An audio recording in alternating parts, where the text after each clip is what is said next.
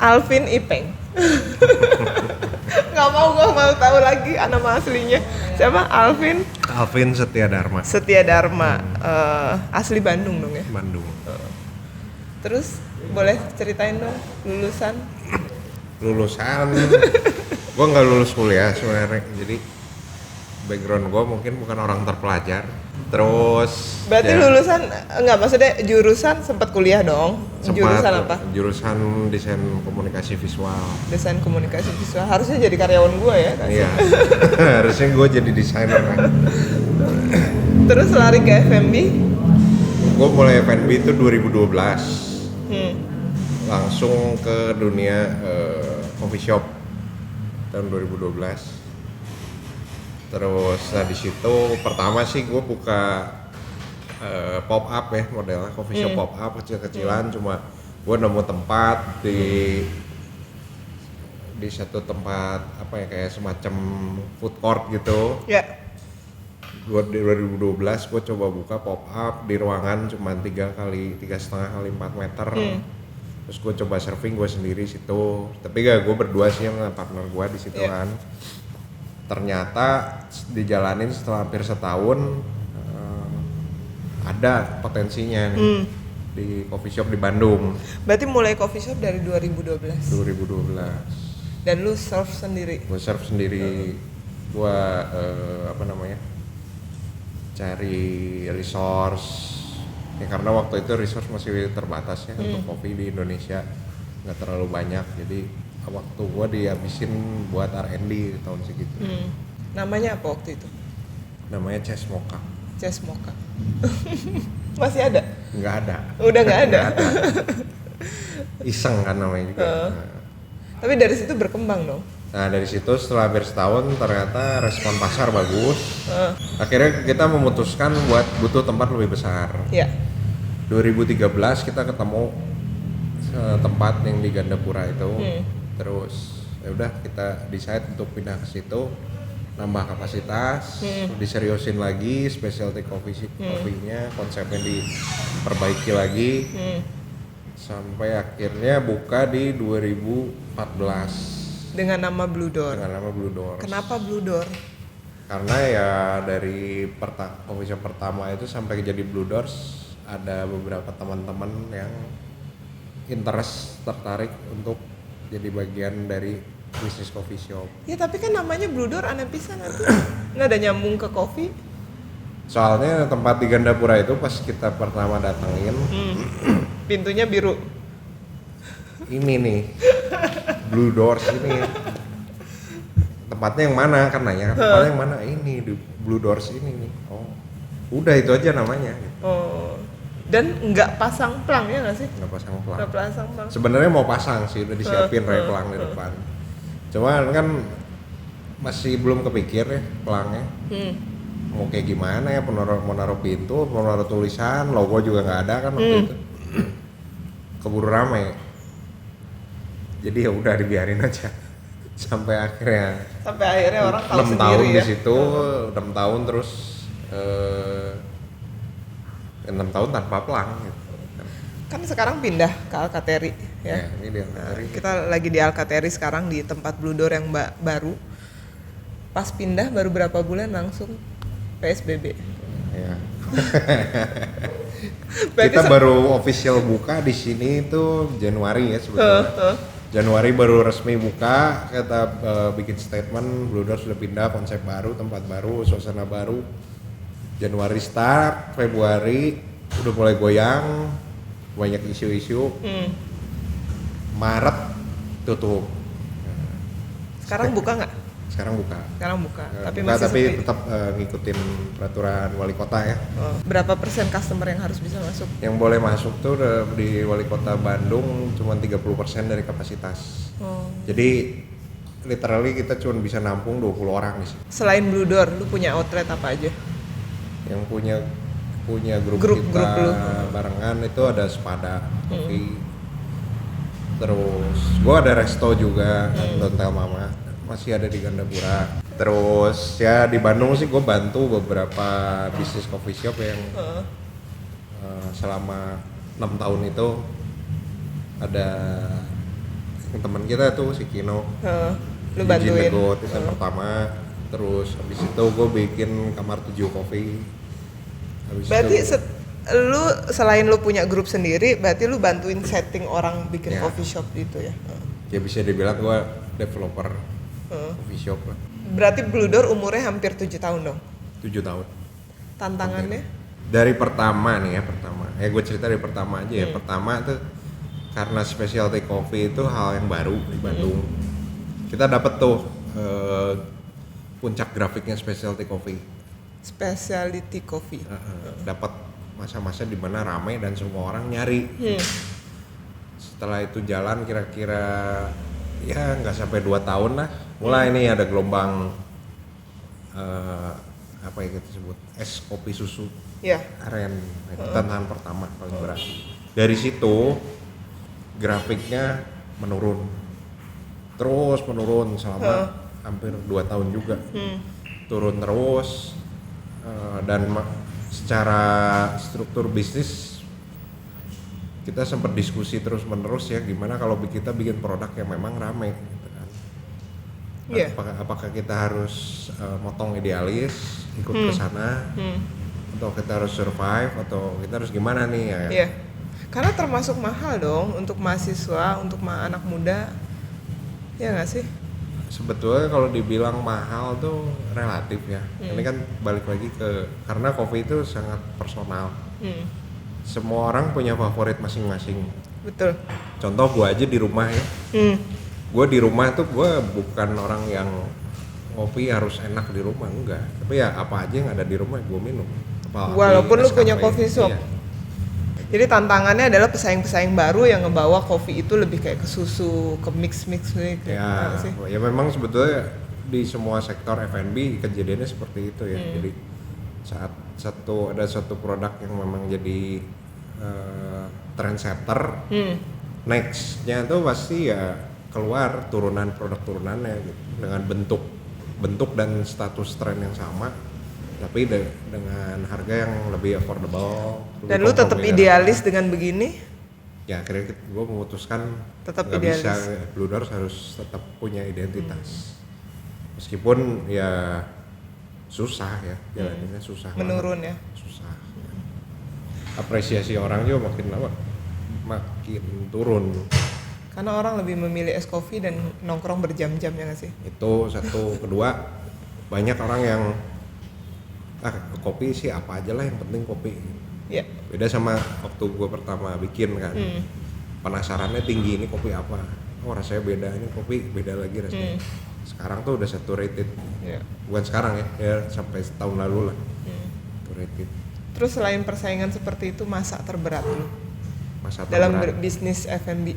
Masa terberat, tapi ini tuh bukan masa betul sih, masa desperate ya. Tapi karena masa desperate ini sifatnya global, seluruh dunia. Justru gue melihat peluang baru di sini, banyak peluang baru terbuka. Gitu. Apa yang sebelumnya gue pengen lakuin, gue pengen kerjain, tapi terlalu banyak pertimbangan, terlalu banyak pemikiran. Kalau di sebelumnya ya, jadi nggak jalan-jalan. Nah sekarang justru jadi bisa jalan. Jadi selama 3 bulan tutup tuh lu mikir hal-hal baru lagi. Iya, dan gue banyak lihat opportunity sih selama 3 bulan ini. Example is coba deh kita Blue Doors bikin es kopi susu. Salah satu ide baru yang buat pasaran gitu kan, lu bikin kopi susu 1 liter.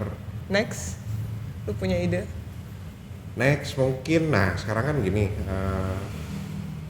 berdasarkan peraturan PSBB, restoran itu yang pertama kita jadi punya protokol sanitasi, yaitu hand sanitizer lah, disinfektan lah, terus pembatasan kapasitas. Berarti kan ada penambahan cost operasional. Challenge-nya menurut gua ini kesempatan baru buat mengupgrade produk, karena dengan lu kapasitasnya dikurangin, berarti kan gimana caranya supaya nahan revenue-nya tetap sama kan? Naikin harga enggak? Naikin harga dengan produk yang sama menurut gua challenge-nya sedikit. Value-nya jadi berkurang ya. tadinya 30.000 kok jadi 40.000, oh ya karena protokol sanitasi, nggak cukup alasan itu. Iya. Tapi lu harus punya sesuatu modal yang baru lagi nih buat apa ya, peluangnya tuh justru kita ditantang untuk lebih berani ngedevelop produk baru. Menurut lu future-nya bagaimana Bandung nih di industri makanan coffee shop atau yang lainnya? Industri service berarti service restoran. Nah, yang pertama sih yang pertama gue bilang itu ya, ini ada opportunity baru, kesempatan baru buat bahasa kita di coffee shop sih mengkalibrasi produk ya. Jadi saatnya untuk ngembangin idealisme sekarang. Contoh nih, gue minum kopi ya, favorit gue nih ya, waktu sampai tahun lalu kan trending tuh ada kopi dengan karakteristik yang funky ya. Rasanya funky, bright gitu ya, colorful gitu. Tapi secara personal gue nggak suka gitu. Tapi gue dituntut buat ikut ke arah situ, meskipun sebenarnya gue nggak suka. Berarti idealis lu diturunin dong, ego lu diturunin. Akhirnya lu mengikuti pasaran. Cuman karena sebelumnya bukan favorit gue, nah sekarang gue bisa balikin lagi tuh kayak apa yang memang gue suka. Terus udah gitu inovasinya? Ya yang tadi ya, balik lagi ya. Lu bikin inovasi baru yang akan pasar ngikutin lu gitu. Ya, produk pertama service, karena service memang dituntut untuk kita harus taruh effort ekstra ya buat service di F&B ya. Karena menurut gua sih kalau misalnya sampai vaksin COVID ini ketemu ya, orang yang punya privilege bisa makan di restoran, bisa datang coffee shop, bisa ngobrol, itu jadi hal yang niche ya. Soalnya kayak sekarang ya pengalaman gue sih ya, mau masuk restoran makan yang udah penuh orang, takut. Lu kan mundur lagi? Iya, takut kan kalau restoran terlalu maksa, promo setengah harga, diskon misalnya bawaan gitu apa, tapi restoran penuh, oke lah, ramai full gitu.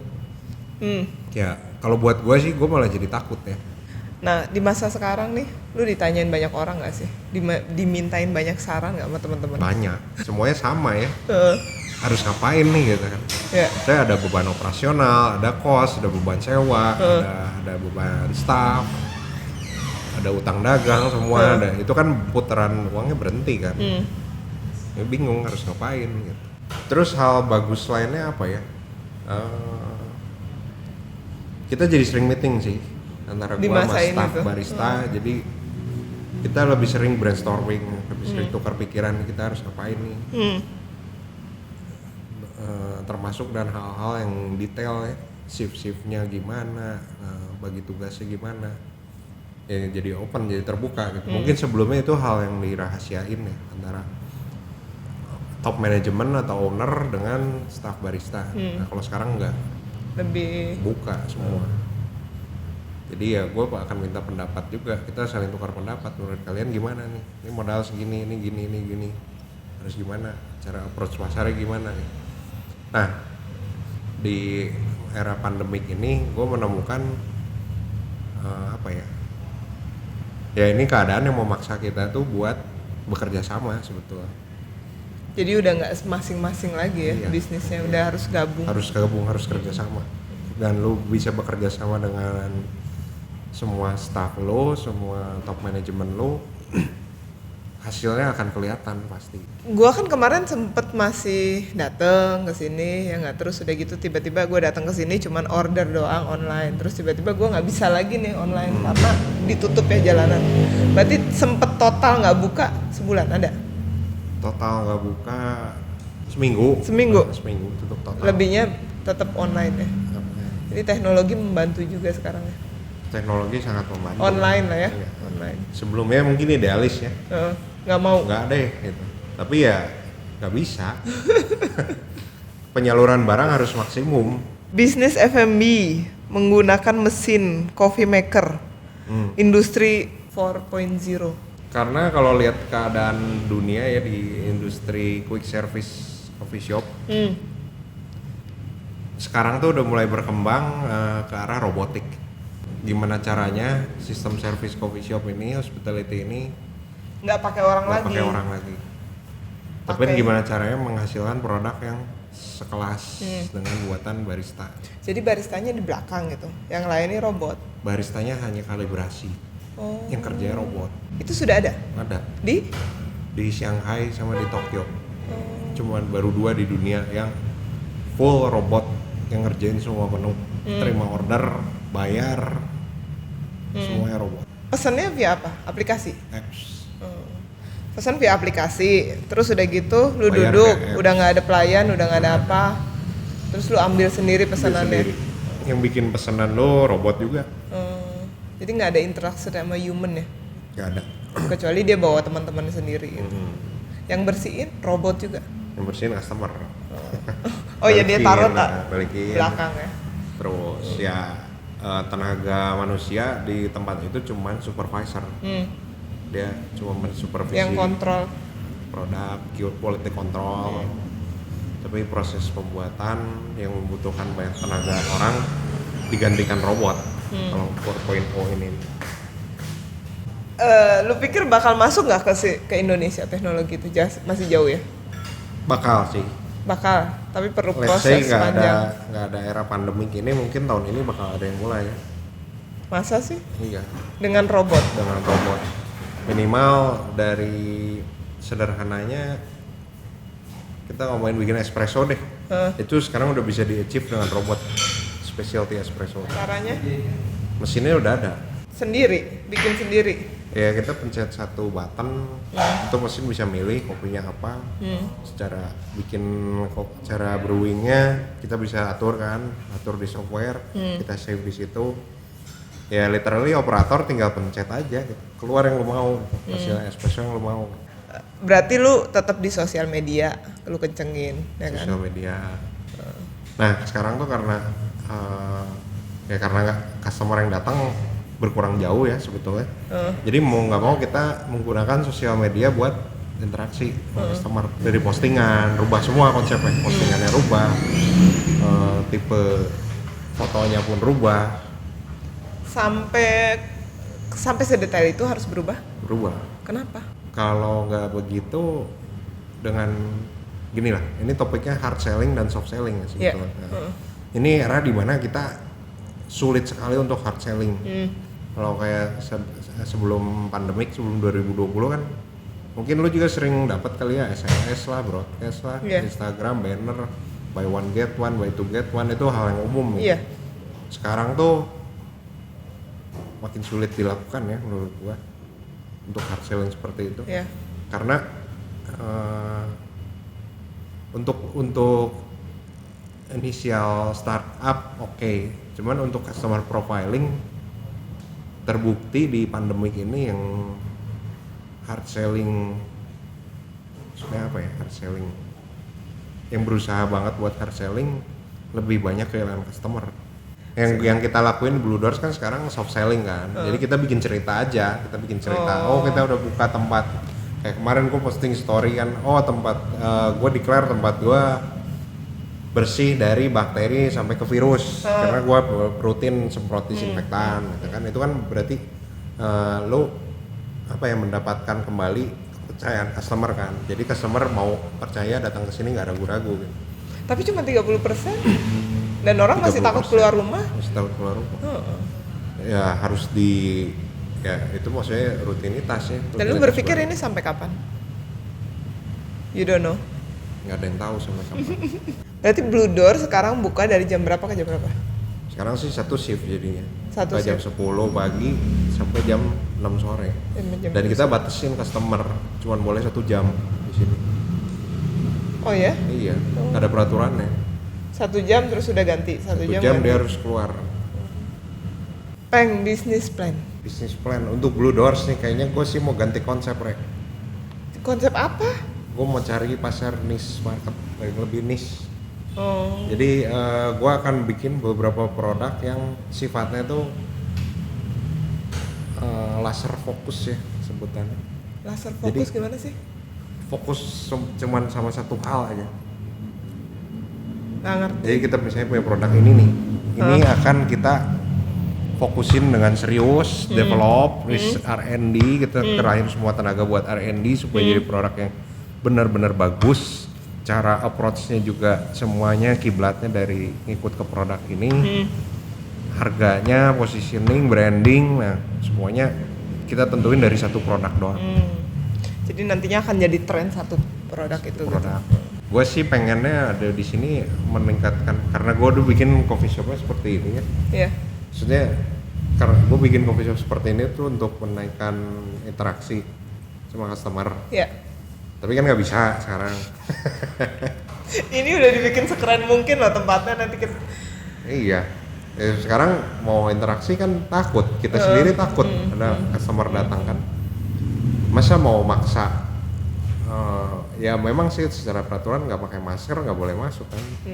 Tapi masa kita mau nolak-nolak kan nggak juga. Ada caranya lah untuk itu gitu. Kayak berangkat dari sini, gue sih planning ke depannya gue mau bikin kayak private session ya. Duduknya lebih di privatein. Jadi gitu. ada beberapa produk yang akan kita rilis yang harus lewat appointment. Di masa sekarang lu ngerasa pusing banget nggak sih? Atau lu ngerasa lebih enjoy life? Pusing, right? Cuman beda ya. Pusingnya tuh lebih apa ya? Gue lebih happy pusing di masa sekarang dibanding pusing di masa sebelum pandemi. Kalau keuangan dong. Tapi kalau kesehatan? Ya kalau keuangan sih emang pusing. Cuman kan fasilitas dari bank, pemerintah juga kan sekarang banyak bantuan lah, relaksasi apa. Ya cukup terbantu sih secara finance sebetulnya. Tunggu, kredit diringanin gitu? Relaksasi kan. Ada relaksasi itu membantu. Terus cara kehidupan personal berubah nggak? Terus terang ya gue lebih happy sekarang. Kayak gue bangun tidur bisa dapat udara bagus, bersih. Bandung lebih biru ya? Lebih biru. Orang lebih sedikit yang pasti. Udah gitu. Polusi berkurang? Polusi berkurang. Terus terang aja kesehatan gue lebih kejaga. Selama 3 bulan ini? Selama pandemi. Jadi kan sebelumnya mungkin gue makan nggak mikir ya, asal makan jorok apa segala macam. Sekarang gue lebih mikir karena ya memang harus bikin di rumah kan, masak sendiri. Udah gitu ya milih-milih sih. Jadi mau beli yang biasa gue beli, jadi lebih dipikirin kan kebersihannya gimana. Ya lebih happy sih, kerja lebih happy juga. Lebih banyak ide-ide baru, quality time ya. Yang biasanya lu ketemu orang dari pagi ke malam, sekarang berkurang. Biasanya kan gue ketemu customer Blue Door sih banyak yang kenal. Ini gue ini susah, itu susah gitu. Kapan lu happy-nya gitu datang ngopi? Gue nyari kopi nih biar gue seneng ngopi. Kayaknya jarang nih. Jadi kayak satu tempat untuk saling curhat. Nah kalau sekarang beda, orang datang tuh udah karena mau keluar rumah kan akhirnya kayak kemarin ya, akhirnya gue bisa kesini, akhirnya gue bisa minum kopi gitu. Ya gue sih sangat berterima kasih ya kalau ternyata apresiasinya tinggi ya. So yang menu baru itu mulai kapan? Akhir bulan Juni? Mungkin ya akhir Juni paling cepat. So guys tungguin menu baru dari Blue Door ya gak? Menu baru sih. Kalau grup maksimum berapa orang boleh masuk ke sini? Grup 3 orang boleh. Tapi kita punya kapasitas tempat 20 segitu aja. Lu mau masuk 20 orang berarti kamu yang stop yang lain gitu. Berarti selain menu baru buat Blue Door, buat grupan lu sendiri, lu akan berinovasi apa next F&B? Makanan. Dan lu pikir makanan bakal masih bagus gitu? Makanan future-nya bakal akan healthy food kali ya? Bukan bagus sih, tapi ada seleksi alam ya, menurut gua sih.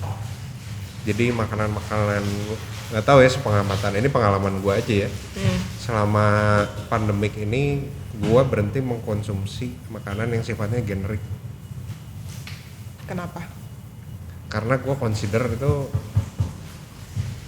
dari unsur healthy-nya ya, generik kan. Karena gue consider itu nggak sehat buat dikonsumsi saat ini. Generik tuh yang kayak gimana sih? Generik tuh misalnya kita tahu nih ya, harga ayam lah, ngomong harga ayam di pasar berapa gitu. Terus dijual dengan harga yang nggak masuk akal.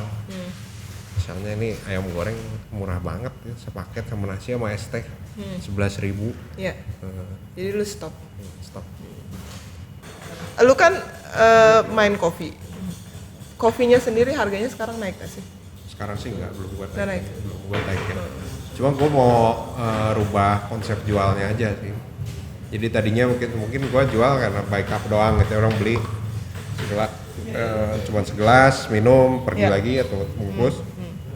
Oke, cuman yang lagi gua develop gimana caranya, karena sekarang nggak bisa pakai gelas harus pakai paper cup gini kan. Jadi gimana caranya gua naikin value-nya di sini.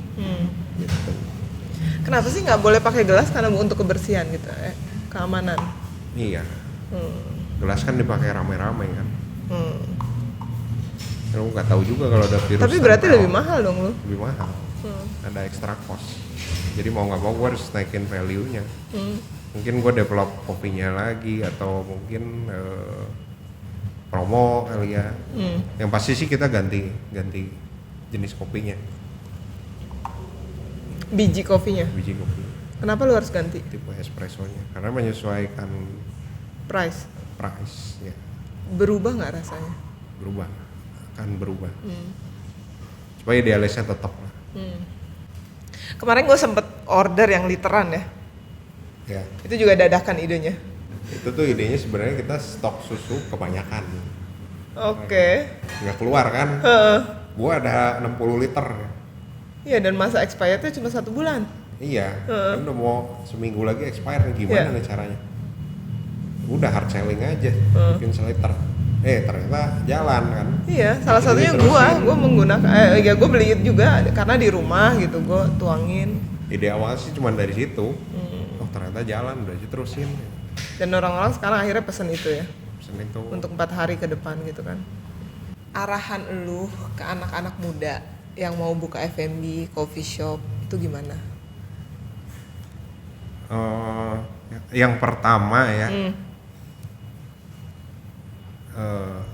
Sekarang tuh waktunya harus lebih berani menurut gue. Nggak banyak mikir gitu. Ya, sekarang saatnya lu kalau memang ada keinginan, ada niat, ini waktu yang tepat buat lu keluarin lu punya guts, keberanian. Lu berani speak up, berani ngelakuin, dan berani terima konsekuensinya. Karena ya itu guts tuh. Nggak usah mikir 2 kali, nggak usah kepanjangan, lu lakuin aja gitu. Gagal coba lagi ya, gitu. Coba lagi. Yang nggak boleh takut gagal sebetulnya kan. Kalau gagal udahan ya udah gitu. Nggak end of story kan, nggak ada lanjutannya. Jadi ya saran gue sih keberanian ya. Apalagi di masa muda ya nggak sih? Iya, apalagi masih muda, nggak usah takut deh. Jadi, ya kalau udah pengalaman kayak kita, terus kita lihat nih yang generasi muda ya. Gue mau coba ini gitu, terus kita kan bisa lihat, oh ini anak berani nih, anak berani, ini anak punya pemikirannya matang, berani ngelakuin, berani terima konsekuensi. Pasti dari kita apresiasinya lebih tinggi dong, bener nggak? Gitu guts. Yang udah nonton, thank you.